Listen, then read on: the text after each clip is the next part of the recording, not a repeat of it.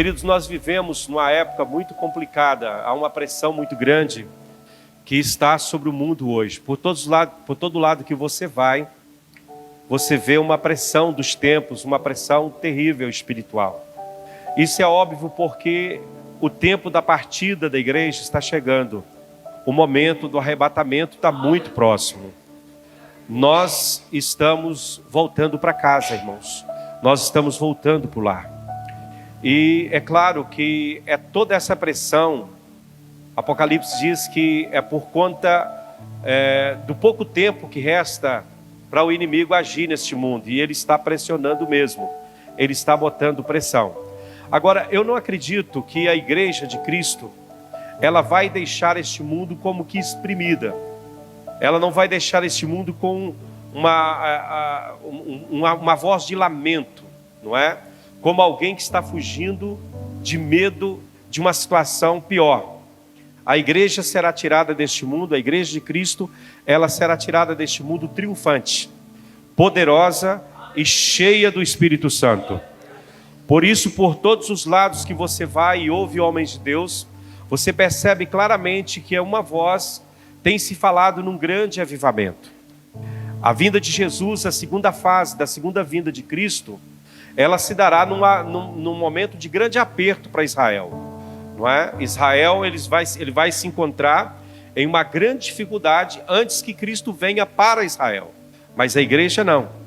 A igreja, Jesus virá no momento glorioso da igreja, no momento em que a igreja estará no seu ápice, estará no seu melhor aqui neste mundo.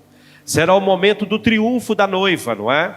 A igreja está se preparando para aquele grande dia, e eu acredito que o arrebatamento acontecerá, e nós não sairemos daqui com um lamento, nós sairemos daqui com voz de alegria e de júbilo para a glória do Senhor, não é? Então toda a tribulação que está descrita, ela virá, mas nós vivemos em outra atmosfera, nós vivemos na atmosfera do Espírito. E eu queria que você, antes de eu ler aqui a Bíblia, você curvasse a sua cabeça. E eu queria que você fechasse os seus olhos um pouco. E eu queria te pedir que nesse momento, se você puder, é claro, você se esquecesse por um momento das tarefas que você tem para fazer. Se você puder, eu gostaria que você silenciasse as esperanças, os desejos que correram sobre a sua vida no dia de hoje. Você acordou hoje certamente bastante desejoso por aquilo que Deus vai fazer na sua vida. E você criou uma expectativa, mas eu queria que por um momento você esquecesse disso. Eu queria que você se afastasse dos fardos, dos pesos e de tudo aquilo que tem realmente te puxado para a terra, te puxado para o mundo, te puxado para aqui. E eu gostaria que você se lembrasse de uma coisa agora, com os olhos fechados. Eu queria que você se lembrasse que você está indo para o céu. Você está indo para os braços do Eterno. Muito em breve, muito breve mesmo, a qualquer momento, aleluia, você vai estar indo para longe de tudo que você já conheceu. Você vai estar saindo dessa terra para tirar umas férias eternas. Você vai sair de férias, mas não para voltar. Você vai sair de férias eternas. Aleluia. E você vai se despertar, conforme está em Hebreus 11:16, em um país melhor. Os seus pulmões se encherá de ar em um país melhor, um país glorioso. As suas tristezas e gemidos, conforme está em Isaías 51:11, estarão fora de vista. Aleluia, você verá a face de Jesus Cristo. Paulo diz em 1 Coríntios 13:12, que nós o veremos face a face. Agora conhecemos em parte, mas então conheceremos face a face. E conforme está em 2 Coríntios 5:8, você estará de volta para casa, você estará de volta ao seu lar, você estará de volta à presença de Deus. Se você encarar o seu dia e os problemas da vida com esse pensamento de que a qualquer momento Jesus virá e te levará para estar com Ele para sempre, as dores, o sofrimento, a angústia, os problemas, as dificuldades, todas vão passar.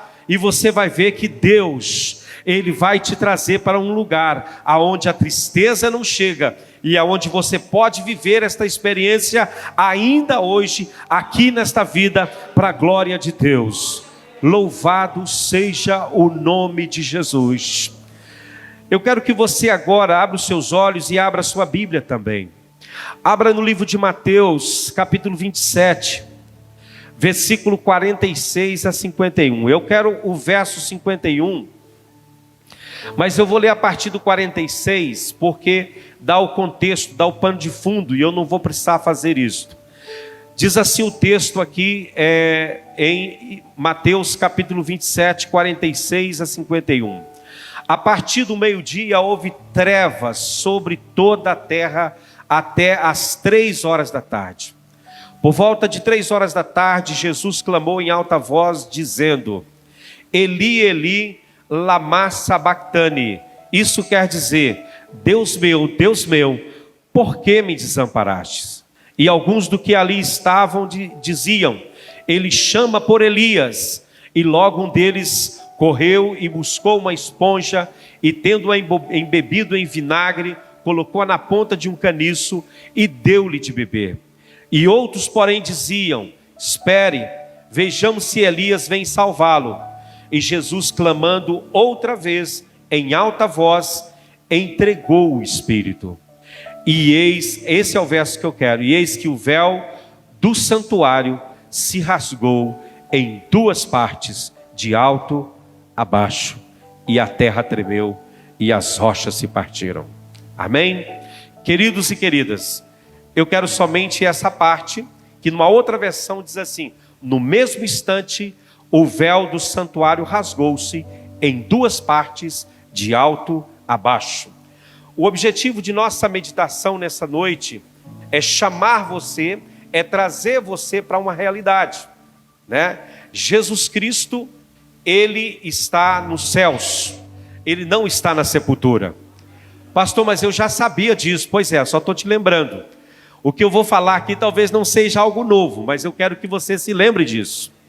Nós muitas vezes nos esquecemos a quem servimos, e por isso andamos muito afadigados e preocupados com as coisas dessa vida.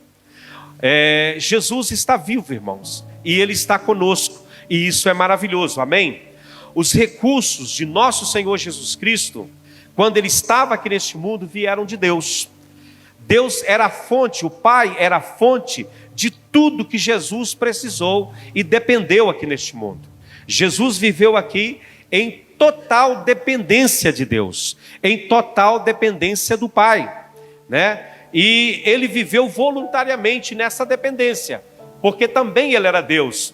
Ele poderia ter vivido aqui como Deus e se movido aqui como Deus, mas Ele se moveu como homem. E como homem Ele estava em completa dependência de Deus, né? Ele quis que fosse assim. A Bíblia diz que Ele abriu mão, Ele não teve por usurpação. Ele abriu mão, Ele humilhou-se a si mesmo, tomando a forma de homem e achando na condição de homem, Ele humilhou-se a si mesmo até a morte de cruz.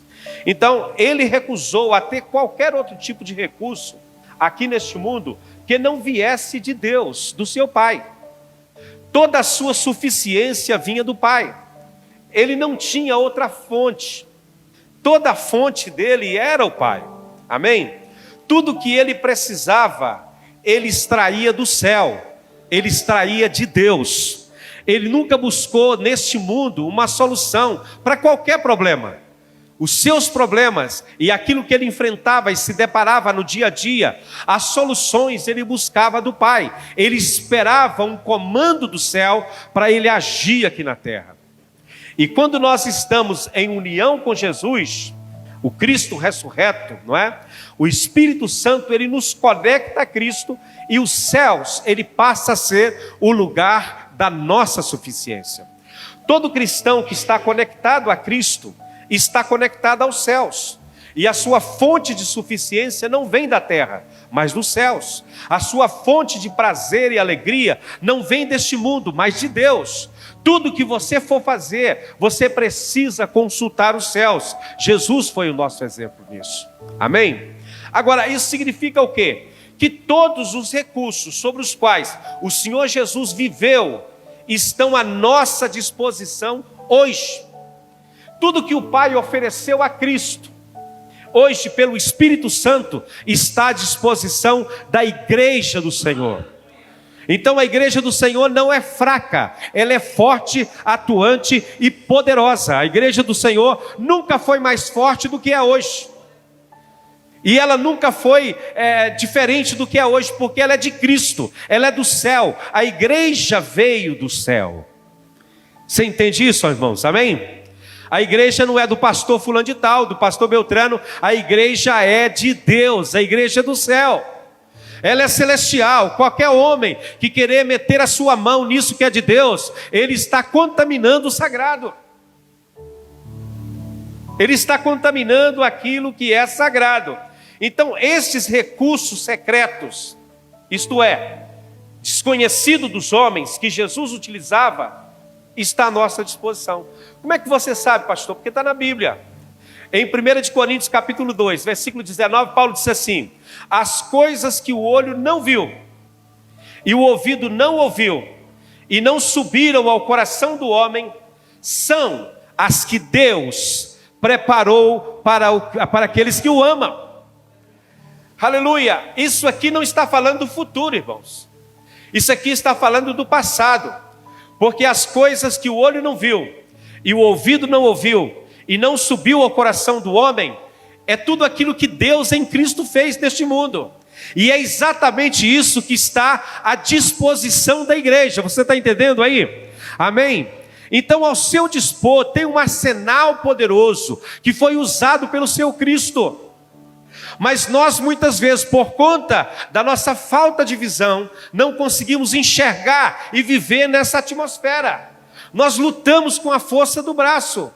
Nós achamos que o que vai segurar as pessoas é a nossa inteligência, é a nossa capacidade de discursar, de falar.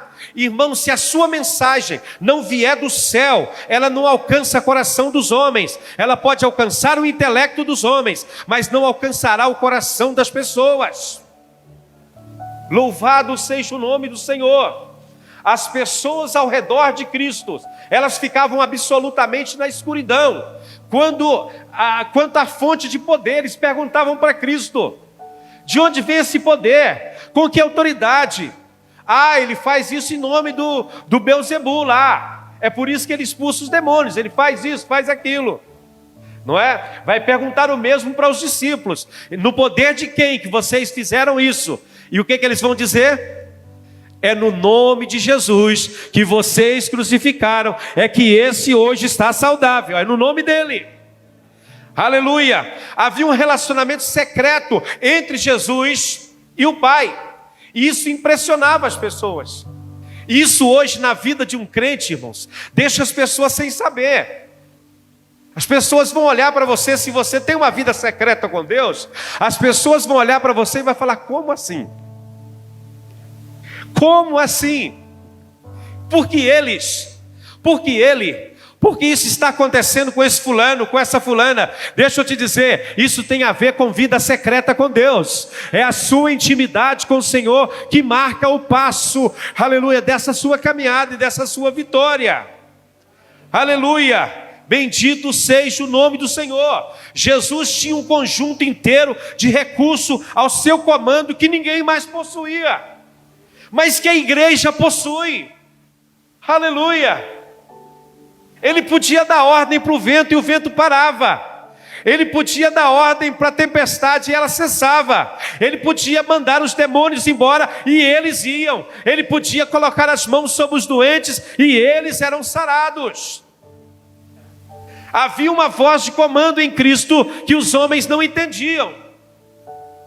Vocês vão ver os filhos de Cefa, quando vão expulsar o demônio, eles vão dizer em nome do Deus que Paulo prega: sai dele. O demônio diz: não conheço esse comando.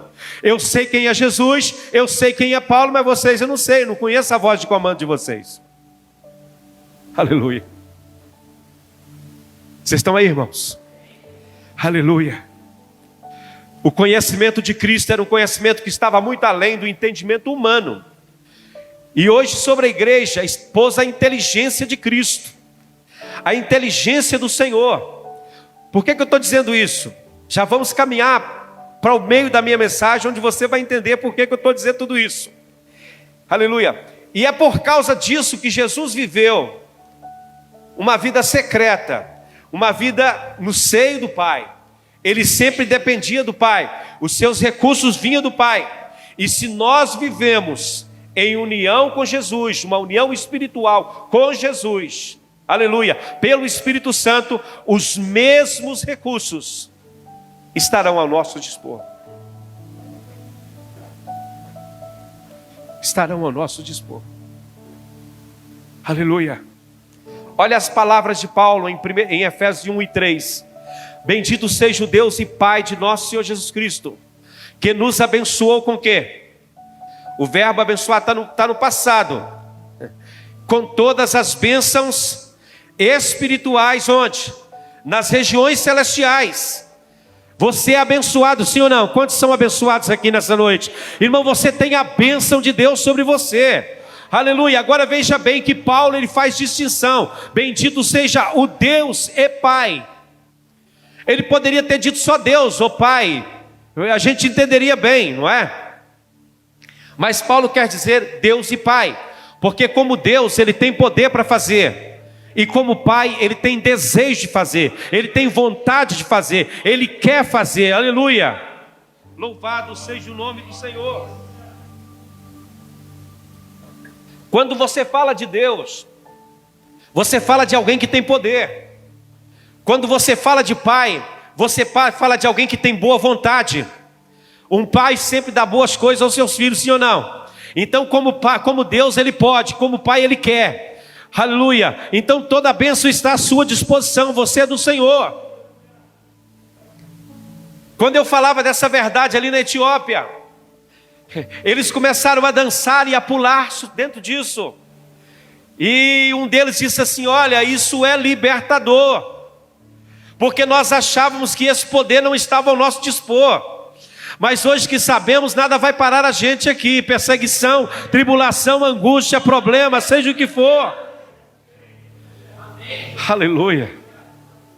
E foi algo assim extraordinário. Quando eu falava sobre João 6, sobre Jesus, o pão da vida. E eu comecei a ministrar sobre o pão da vida. Aquela gente muito pobre e que não tinha quase nada para comer. Uma dificuldade tremenda. Crianças pedindo na rua. Uma visão assim muito triste. A gente parava o carro, o nosso carro era um cercado de crianças pedindo comida, fazendo assim, pedindo algo para comer. Criança que tomava uma refeição por dia e olhe lá. Tanta miséria, tanta pobreza, nunca vi tanta pobreza como vi naquele lugar. E eu comecei a falar do pão da vida.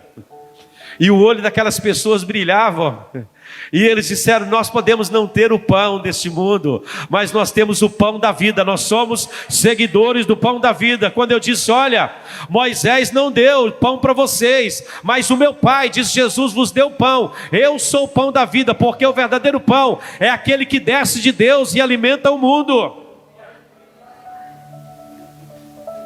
Ver várias pessoas na frente, centenas de pessoas na frente, dizendo: eu quero seguir esse pão da vida.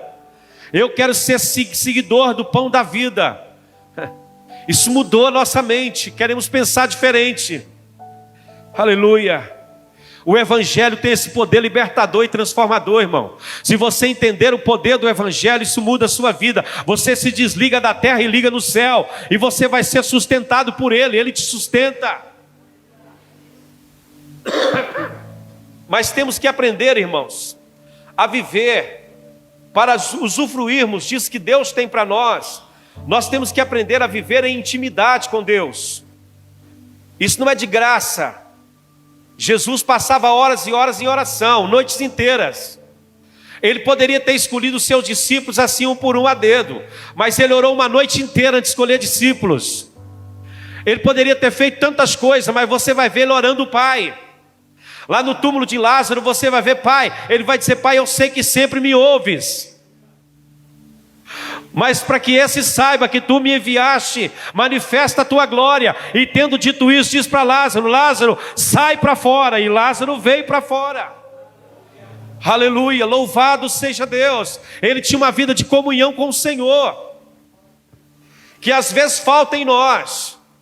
Nós estamos tão atarefados com as coisas desta vida, e às vezes até com as coisas do Senhor mesmo. O que tem amarrado muitos crentes, irmãos, às vezes é a própria lida da igreja. Muitos pastores estão amarrados com o ativismo. Nós fazemos muitas coisas para Deus, mas fazemos pouca coisa com Deus. Nós precisamos fazer muitas coisas com Deus, irmão. Se você passar um tempo com o Senhor, as suas manhãs, você dedicar ao Senhor, o seu dia vai ser produtivo e frutífero. Para mim é sagrado, todos os dias, de 4 da manhã às 10 da manhã, eu não atendo ninguém, praticamente não falo com ninguém. Eu tenho o meu compromisso com Deus, a minha esposa sabe disso, o Marcelo esteve comigo muitos anos, sabe disso. É um tempo que eu estou com o Senhor, a não ser que eu esteja viajando, mas se eu estiver em casa, esse é o momento de estar com o meu Deus. É o momento de eu estar com Ele, de eu ouvir a voz dEle. E muitas vezes não vou nem para pedir, nem nada, e nem para agradecer. Simplesmente para estar com Ele ali. Isso é gostoso, isso é maravilhoso, isso é comunhão com o Pai. Agora, irmãos, vamos ver alguns desses recursos que está ao nosso dispor. Em Hebreus capítulo 9, versículo 3, versículo 4. Nós temos um texto aí, eu não anotei esse texto, pode colocar para mim, Hebreus capítulo 9, versículo 3 e 4, só coloquei a última parte do verso 4. Não tem? Tem, graças a Deus. Está falando aqui do tabernáculo, não é? Que foi erguido ali por Moisés, do tabernáculo do deserto, e o escritor dos Hebreus está falando que nesse tabernáculo tinha um incensário de ouro e a arca da aliança. Não, verso 3, por favor, é o verso 3. Volta no 3, isso. Mas depois do segundo véu estava o tabernáculo, que se chamava o Santo dos Santos. Para frente, 4 agora. E tinha lá o incensário de ouro e a arca da aliança, coberta de ouro, toda em redor, em que estava o vaso de ouro que continha o maná, e a vara de Arão que tinha florescido, e também as tábuas dos 10 mandamentos, as tábuas da aliança. Agora, veja bem, o texto vai dizer no verso 3 o seguinte: mas atrás do segundo véu havia a parte chamada do Santo dos Santos. Eu quero que você pense comigo sobre isso aqui. Temos aqui o tabernáculo como estava aqui na terra, construído por Moisés ali no deserto, com seu lugar santo e o seu lugar santíssimo, ok? O lugar santo representava a terra, e o lugar santíssimo representava o céu, não é? No lugar santo nós temos a figura das coisas. Eu vou entrar nisso rapidinho e vou sair. Nós temos aqui a figura das coisas. Nós temos dentro do lugar santo, temos o candelabro, nós temos o altar de incenso e nós temos a mesa da proposição. E apontando aqui em tipo para o Senhor Jesus Cristo na sua natureza como homem, não é? Está falando aqui do lugar santo. Agora, Jesus Cristo, ele atravessou o véu. O texto diz que o véu, ele se rasgou, né?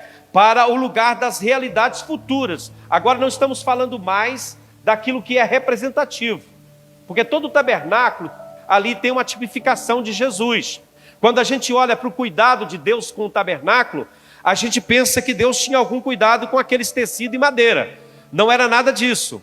O cuidado de Deus com o tabernáculo era por aquilo que o tabernáculo representava. O tabernáculo era uma figura de Jesus Cristo. Representava o próprio Senhor e tinha simbolismo de Cristo em todo o tabernáculo. Então Deus, quando fala no capítulo 25 de Êxodo que Moisés não podia fazer absolutamente nada por conta própria, ele não podia acrescentar nenhum ponto a mais ou nenhuma cor a mais a tudo aquilo que era feito, e tudo tinha que ser feito conforme o modelo que apareceu, que foi visto na visão daquilo que foi revelado por Deus a ele. Isso significa que Cristo, ele é perfeito, ele veio do céu e ele não tem nenhuma interferência humana. Então todo o tabernáculo é uma representação de Jesus. Então Cristo atravessa esse véu para o outro lado, não é? E esse véu aí que separava os dois lados, separava a terra do céu, agora se une. A terra e o céu passam a se unir. O céu agora está aberto, desde que Cristo rasgou o véu do templo, o véu que se rasgou, que fazia a separação entre o lugar santo e o lugar santíssimo, não existe mais. Então hoje o acesso à presença de Deus, que antes era restrito para um homem só, uma vez por ano, e nunca sem sangue, tinha que obedecer a alguns critérios para aquele homem entrar. Hoje nós, com liberdade, todos nós que cremos em Cristo, com ousadia, nós podemos entrar, aleluia, para além do véu. Então, para o homem natural, o céu ainda está fechado. Para aquele que não tem Deus, para o homem que é da terra, o céu está fechado, o lugar santíssimo está fechado. Ele não pode adentrar no lugar santíssimo. Por quê? Porque esse lugar nós só podemos ter acesso a esse lugar por meio de Jesus, não por meio das nossas obras, ou de qualquer prática que eu possa fazer. Então, isso inclui não somente o céu, que podemos ir um dia, esse lugar para além do véu, mas também está falando de uma esfera presente, onde nós como cristãos, e o escritor aos Hebreus vai dizer isso no capítulo 10, irmãos, tendo ousadia para entrar no santuário de Deus, pelo novo e vivo caminho que o Senhor inaugurou, através do véu, ou seja, através da sua carne. Então ele abre um caminho para nós. Esse caminho de acesso a Deus é para todo aquele que crê em Jesus Cristo. Não é só para o pastor, não é só para o presbítero, não é só para o diácono, não é só para a irmã do ciclo de oração, é para todo homem e mulher que confia no Senhor e que vive no Senhor. O céu está aberto para você hoje. Os céus está aberto. A presença de Deus hoje é facultada a todos os homens que se aproximam dele, pela fé. Então nós também temos o nosso céu aberto, porque Jesus abriu os céus para nós. Paulo diz lá em Filipenses 3:20, a nossa cidade está onde? Nos céus. A nossa cidade está nos céus, de onde aguardamos o aparecimento de nosso Senhor Jesus Cristo, o qual transformará o nosso corpo mortal para ser o corpo incorruptível como o dele. Aleluia. Se o nosso caminhar nessa terra é para ser um caminhar celestial, então devemos ter um céu aberto sobre nós. Os céus devem estar abertos sobre cada cristão. Amém? E eu te pergunto nessa noite, o céu está aberto sobre você? Você pode ver as bênçãos espirituais vindo à sua vida? A porta do céu está fechada para o homem natural. Ele não consegue ver, ele vive da terra e vive para a terra. Mas o homem espiritual, os céus está aberto. E hoje você pode se acercar a Deus. Irmão, a coisa mais maravilhosa para mim é quando eu posso levantar de manhã, como fiz hoje, faço vários dias, todos os dias da minha vida. Posso levantar de manhã e dobrar o meu joelho e dizer: Deus, eu estou aqui. E eu sentir o céu se abrindo e a presença do Senhor ali. Aleluia, a glória do Senhor descendo ali naquele lugar, a manifestação do Espírito Santo. Irmão, deixa eu te falar, parece que não há limite, não há nada que possa restringir você. Aleluia, oh glórias a Deus. Nós pensamos nas coisas materiais, mas Deus é dono de tudo, irmão. Deus é dono do ouro, é dono da prata, é dono de tudo. Se você tem um céu aberto sobre a sua vida, pode clamar em nome do Senhor, que Deus virá ao seu encontro para a glória dele. Aleluia, aleluia, oh aleluia. Mas o homem natural não pode ver isso. Nós podemos ver isso na vida de Nicodemos. Ele era um homem religioso, ele era um mestre. Sim ou não? Quem conhece a história do Nicodemos aí? Aquele que subiu na figueira para ver Jesus. Ah, não foi esse. Esse foi outro. Olha o que Nicodemos faz. Ele chega para Jesus e ele diz assim: bom mestre, nós sabemos que és mestre vindo de Deus, porque ninguém pode fazer os sinais que tu fazes, se Deus não for com ele. Observe que ele não está fazendo uma pergunta, ele está fazendo uma afirmação. Mas Jesus vai responder. O texto vai dizer, e respondendo Jesus disse. Jesus vai lhe responder como se ele tivesse lhe feito uma pergunta. Mas ele não fez uma pergunta, ele fez uma afirmação. Jesus vai dizer para ele, Nicodemos, necessário te é nascer de novo. O que Jesus estava dizendo ali? Nicodemos, você veio atrás de mim para obter algum ensino, para obter alguma palavra, algum esclarecimento, mas deixa eu falar, a gente não pode conversar. Nós estamos em mundos muito diferentes, em planos muito diferentes. O terreno que eu estou não é o mesmo que você está, Nicodemos. O seu terreno é da carne, o meu é do espírito. Então, se você quer começar uma conversa comigo, o meu conselho para você, nasça de novo. Morra para essa vida e nasça de novo, para a gente poder conversar, para a gente poder ter uma conversa aqui. E é claro que a conversa vai prolongar aí, e Jesus vai falar com ele, rapaz, eu falei com você de coisas terrenas, você não entendeu nada. O que seria se eu falar com você sobre coisas espirituais? Então o homem natural, ele não pode ver isso, irmão. Ele ainda está no lugar santo, o lugar das relíquias, o lugar do simbolismo, do tipo. E Jesus quer te trazer para a realidade do céu aberto, do véu rasgado, da porta aberta, do derramado Espírito, da glória do Senhor, do poder de Deus que se manifesta em sua vida. O lugar santo do tabernáculo representa a terra. O lugar santíssimo representa o céu, aleluia. No primeiro lugar nós temos os tipos de coisas celestiais. Parece, é um tipo, mas não é a realidade. Agora no outro nós temos o próprio Deus, a morada do próprio Altíssimo, aleluia. E entre os dois,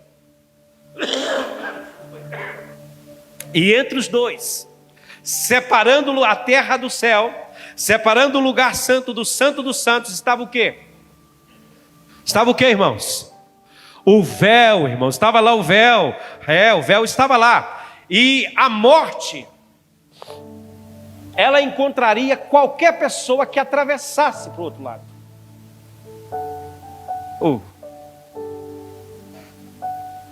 Glória a Deus.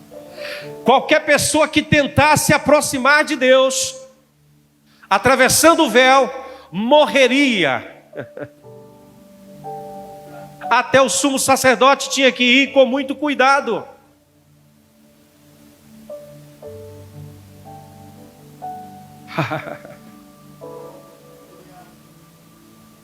Estão entendendo aí, irmãos?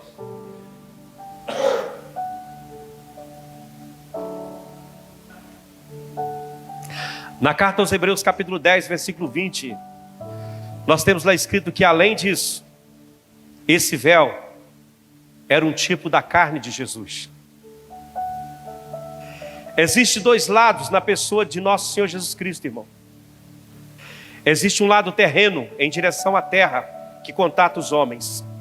E existe o lado celestial, em direção a Deus, que contata os céus. Entre o céu e a terra estava o véu. E o escritor aos Hebreus diz que o véu era a sua carne. Era esse véu. Quando Jesus Cristo morreu na cruz, o véu do templo foi rasgado de cima para baixo. E aquilo que era figura deu lugar à realidade. O que era algo sugestivo deu lugar à realidade, apontando para Deus. E agora permitiu que o homem atravessasse para o outro lado, sem morrer. Oh, aleluia. Oh, aleluia. A carne de nosso Senhor Jesus Cristo está falando da limitação humana que formava uma barreira entre a realidade de Deus e a realidade dos homens. Se olharmos no santo, no lugar do tabernáculo, Nós temos características e ilustrações de coisas celestiais, mas são apenas coisas celestiais, ilustração de coisas celestiais.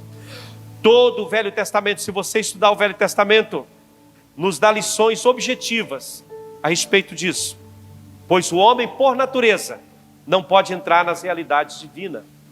Você nunca, por você mesmo, conseguirá chegar à presença de Deus.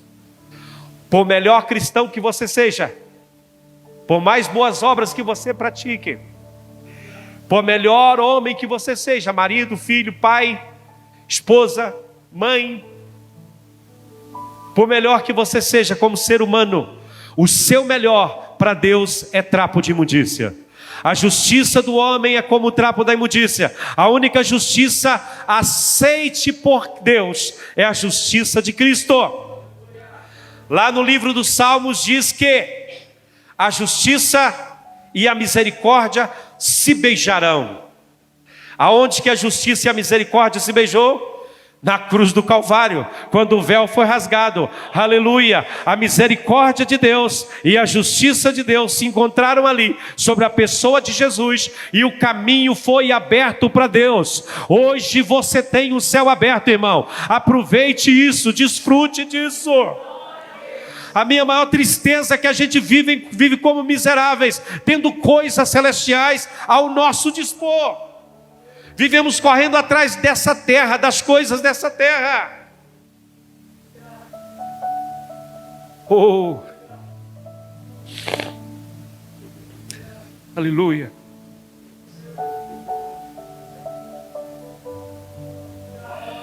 Como é que Deus falava com o homem sobre coisas celestiais? Por meio de tipos e figuras, representações. Hoje como é que ele fala? Por Jesus Cristo. Escrituras Hebreus capítulo 1, versículo 1, havendo Deus falado aos pais lá no começo, por meio dos profetas, a nós falou-nos nesses últimos dias, por meio de quem? Do Filho, a quem constituiu o quê? Herdeiro de todas as coisas, e por quem tudo subsiste. Aleluia! Deus fala conosco hoje através de quê? Através do seu Filho Jesus. A mensagem de Deus para o mundo, ela não é codificada, ela é uma mensagem clara e transparente, porque ela vem por meio de Jesus. Jesus não fala mais por parábola, ele fala através da sua pessoa. Eita glória! Oh, aleluia! Eu creio nas profecias, irmãos. Eu creio nos sonhos e nas revelações. Eu sei que Deus fala dessa maneira. Mas para mim o glorioso é quando Deus fala por meio do seu Filho Jesus. Por meio da palavra. Aleluia. Bendito seja o nome do Senhor. Eu consigo ouvir melhor. Às vezes as lutas estão tão grandes. Eu estava para fazer uma viagem num país de perseguição. E eu orei muitos dias por isso. E um dia eu disse: Senhor, se tu queres que eu vá, eu irei. E Deus não falava nada comigo. Porque Deus não fala muito comigo em sonho. Deus fala com a sua voz audível. Ou então pela palavra. E eu estava lendo um texto de Isaías. Isaías 52, um capítulo que eu conheço muito. E lá o Senhor Deus diz para mim assim, no final do texto: eu irei à sua frente e abençoarei o seu caminho, e te guardarei de todo mal, e te farei prosperar por onde quer que fores. Depois de uma palavra dessa, você dá um salto para cima e diz: vamos lá, Deus, se tu vais à frente, abrindo o caminho, preparando todas as coisas, eu vou. Porque nós temos que entender uma coisa, irmãos. Nós somos escravos de Cristo. Nós somos prisioneiros do Senhor. Nós não fazemos a nossa vontade. Nós fazemos a vontade do nosso Deus. Às vezes eu tenho vontade de fazer muitas coisas, mas eu preciso entender se isso é o que Deus quer que eu faça. E eu não posso sair por aí por conta das necessidades. A quantidade de necessidade que surge todo dia. Eu vivo num país que não é evangelizado ainda. Tem 2% de população cristã, 2,3%. Mas quando eu cheguei em Portugal, nós éramos 0,05% de cristão evangélico naquele país. Hoje passamos de 2%, 22 anos depois. É pouco? É claro que é pouco. O meu sonho é em cada aldeia e vila daquele país ter uma igreja. Mas não é a necessidade que conta, amigos. Eu queria fazer muita coisa. Todo dia eu recebo telefonemas e mensagem de pastores dizendo: vem cá, me ajuda, socorre. Na Espanha, na França, em vários países, na África, muitas chamadas. Socorre. Mas quem determina as coisas não são as necessidades, é a direção do Senhor. Quanto a você eu não sei, mas eu sou escravo de Cristo, sou prisioneiro do Senhor. Aleluia. Aleluia. Eu quero já ir para o final daquilo que eu quero dizer. Tenho muita coisa para falar com vocês, mas eu queria falar com você que você tem um céu aberto sobre a sua vida. E Deus, Ele quer derramar a sua unção sobre a sua vida. Nós estamos no ano do avivamento, nas nossas igrejas, nossas igrejas internacionais estamos no ano do avivamento. Qual é o valor da unção que está sobre nós, irmão? Por que precisamos da unção? Porque a unção é muito importante, mas por que precisamos dela? Não é? É a unção que é derramada sobre nós, a unção do Espírito que vem sobre nós, quando nós nos dedicamos ao Senhor, ela é para nos trazer a uma união celestial com Jesus. A unção, irmãos, ela é a mãe da revelação. Quando a unção desce sobre a vida de um homem ou de uma mulher, o céu se abre sobre ele. Deus começa a revelar os seus mistérios. Salmo 25 diz que os segredos de Deus é com aqueles que o temem. Deus quer revelar os seus segredos a você.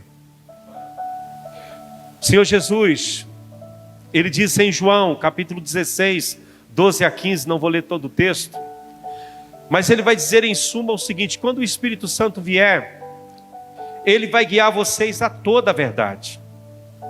E o apóstolo João, escrevendo mais tarde, na sua primeira carta, capítulo 2, verso 20, verso 27, ele vai dizer assim: a unção que é dele, que vocês receberam, aleluia, a unção que está sobre vocês, ela vos ensina sobre tudo que vocês precisam saber. O povo da época que João escreveu esta carta estava vivendo uma controvérsia muito grande com falsos ensinamentos, como tem estado hoje, irmãos. As pessoas estão muito enfronhadas em muitos sistemas e doutrinas e não sei o quê.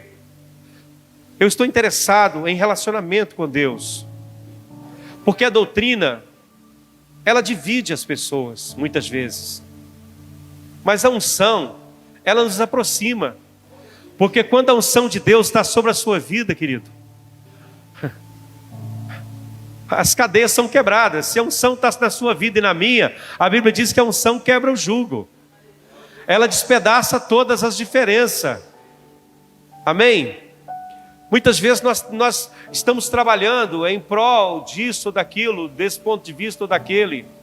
Queridos, o essencial da vida é relacionamento, e é isso que Deus quer conosco, relacionamento. Deus quer se relacionar com você. Olha que coisa maravilhosa, porque a cruz não é benefício só para o homem, a cruz é benefício para Deus também, porque hoje você pode ir até Deus, mas veja, queridos, Deus pode ir até você também. Deus pode te visitar na sua casa, pode ou não pode? Eu não sei se acontece com você, mas comigo acontece. Há dias que eu acordo e o Senhor me chamando: fulano, desperta. Eu disse: Senhor, o que foi? Quer que eu interceda por alguém? Quer que eu fale, eu ore por alguém, eu visite alguém, eu ligue para alguém? Não, não, não. Eu quero só que você esteja comigo por um instante. Pode parecer uma coisa estranha para você, mas eu vivo isso todos os dias. Essa questão de relacionamento com Deus, para mim, é algo que não é negociável. Eu não negocio o meu relacionamento com o meu Deus. Por nada deste mundo. Então, a unção está sobre você. E a unção, ela diz tudo que você precisa saber. Tudo que você necessita saber. Aí você diz, pastor, mas não precisa então de ensinadores, de mestres? Eu não estou dizendo isso, que isso é uma outra coisa. Precisamos de mestres, precisamos de ensinadores, né? Eu sou professor de teologia. E precisamos, claro que precisamos, óbvio. Mas querido, se você tem a unção de Deus, quando você ouve uma heresia, ninguém precisa dizer para você que aquilo é mal. Você vai dizer, essa não é a voz do meu Jesus. Isso não é o que ele me ensinou. A ovelha não segue o estranho, não é porque não, é porque não conhece a voz do estranho. Não conhece a voz do estranho. Agora você, como crente que tem a unção de Deus na sua vida, você não vai atrás de toque de caixa. Você não vai atrás de coisas fantasiosas. Você não está atrás de promoções disso ou daquilo. Você vai atrás aonde está a unção. A unção identifica você com o ambiente. É muito difícil você chegar numa igreja onde não tem unção, irmãos. Tem um bom louvor, tem um bom aparato, tem bons pregadores, tem bom pastor. Mas a unção é aquilo que torna-nos, aleluia, mais maleáveis, não é? Nos faz agir na orientação do Senhor. Isso é tão bom. Você não precisa fazer apelo para ninguém aceitar Jesus não, irmão. Se há unção na sua igreja, o pecador vai vir à frente, chorando e pedindo misericórdia, vai dizer, eu quero esse Jesus. Eu vivo isso em todo culto nosso lá. Termino o culto, 3, 4 pessoas, pastor, o que eu faço? Eu preciso ser crente. Eu preciso desse Deus, eu preciso dessa presença. Então, veja bem, essa questão dessa unção que vem sobre nós é representado pelos anjos subindo e descendo da visão de Jacó ali, não é? O Espírito Santo está se comunicando conosco, mas Cristo, ele é a escada que desce, que liga o céu à terra. Quem liga o céu à terra é o próprio Cristo.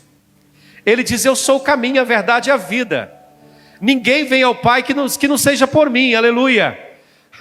Agora, onde está essa escada, irmãos? Sabe onde está essa escada?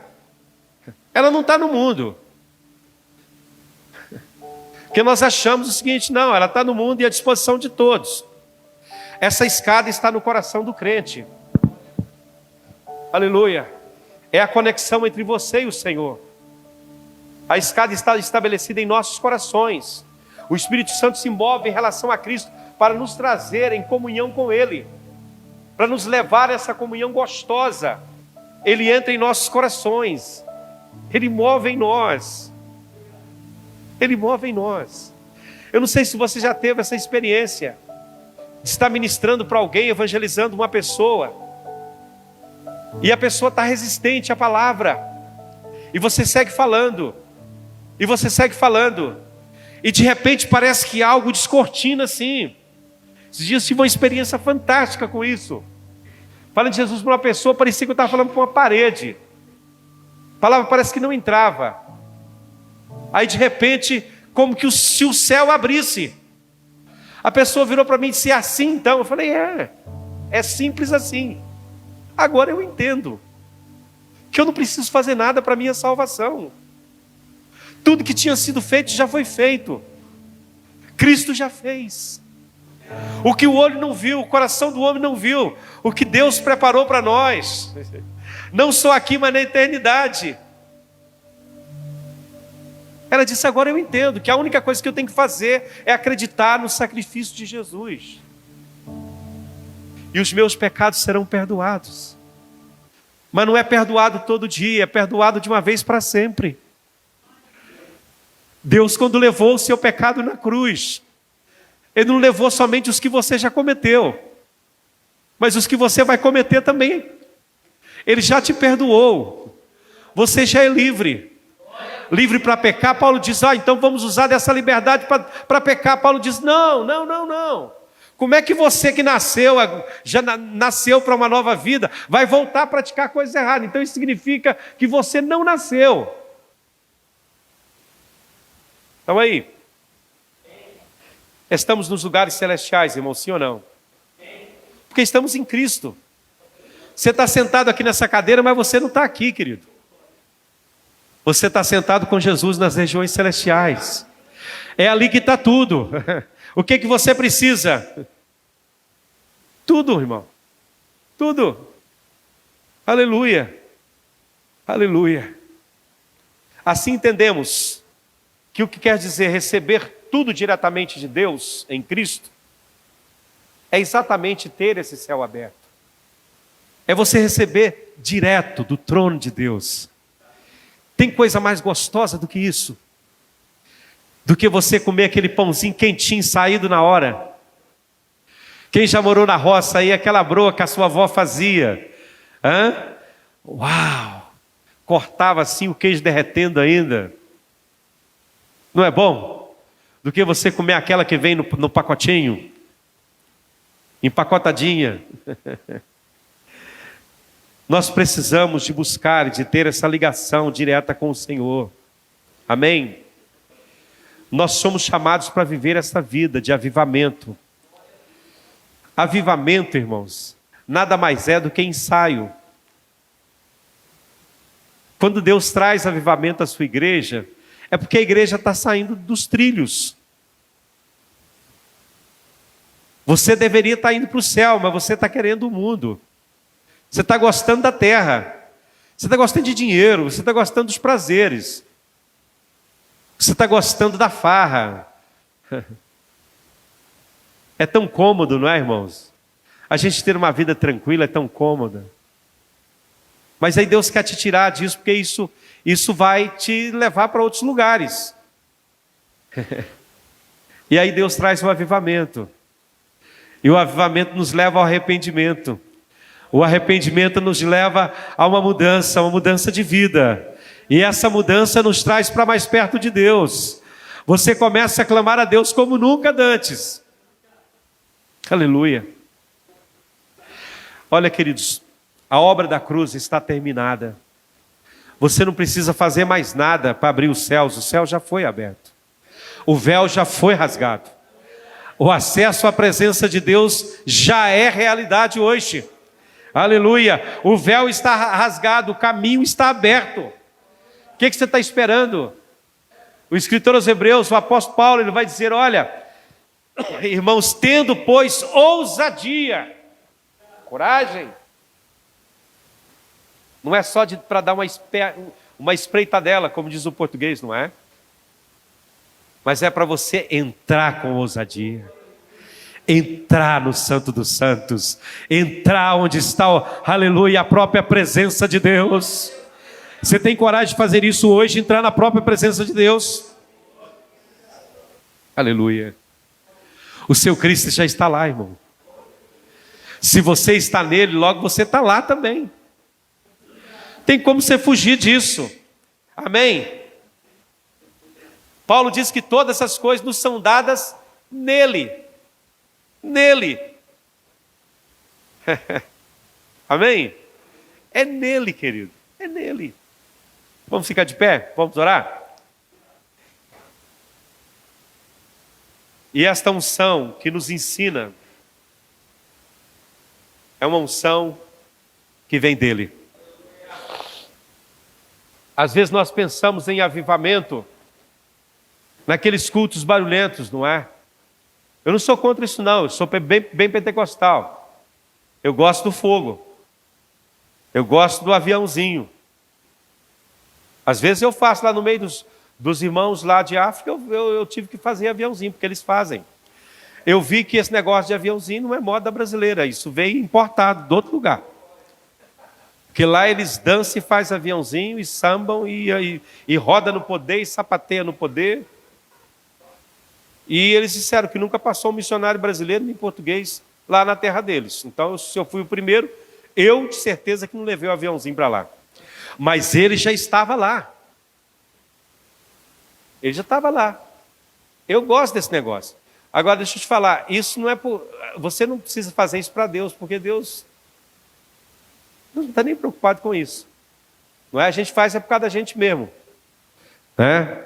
Uma vez o irmão falou comigo, pastor, mas por que vocês gritam tanto quando vocês vão no monte? Vai no monte orar, não é? Vocês gritam tanto. Deus não é surdo. Eu disse, eu sei, eu não grito por causa dele. Eu grito por causa de mim mesmo. Porque eu gosto de gritar, que extravasa. Não é? Você sai lavado de lá. Suor e de tudo. Você não precisa gritar por causa de Deus. Nem pular por causa de Deus. Mas se você for fazer, faça para a glória dele. Não é? Faça para a glória dele, para a exaltação dele. Então, avivamento, irmãos, é relacionamento. É proximidade. Avivamento é você depender de Deus em tudo. É você ser guiado por essa voz que vem do céu. Esse comando que vem do céu. E que diz para você, é para a esquerda, ou é para a direita. E você não vai recalcitrar. Amém? Nesses 40 anos de ministério, quase 40, estou chegando já. Eu já pastoreei muitas igrejas, já vi muita coisa. Já assisti muita coisa. E uma das coisas que eu aprendi com Deus foi ouvir a voz dele e obedecer quando ele fala. Isso tem me livrado de muitos problemas. Todas as vezes que eu tentei fugir, não deu certo. Então a obediência é uma coisa maravilhosa, muito maravilhosa. Amém? Então creia nisso, irmão. Viva uma vida em Deus, dependa dele. Peça a ele para te desligar das coisas dessa vida, desse mundo. Ligue-se no trono de Deus. Em Apocalipse, o anjo vai bradar, dizer, ai, ai dos que habitam na terra. A tradução correta seria, ai, ai, dos que vivem para a terra. Que habitar na terra todos nós habitamos. Mas nós não vivemos para a terra. Jesus falou, vocês estão no mundo, mas não são deste mundo. Vocês não pertencem a este mundo. Nós pertencemos ao céu, irmão.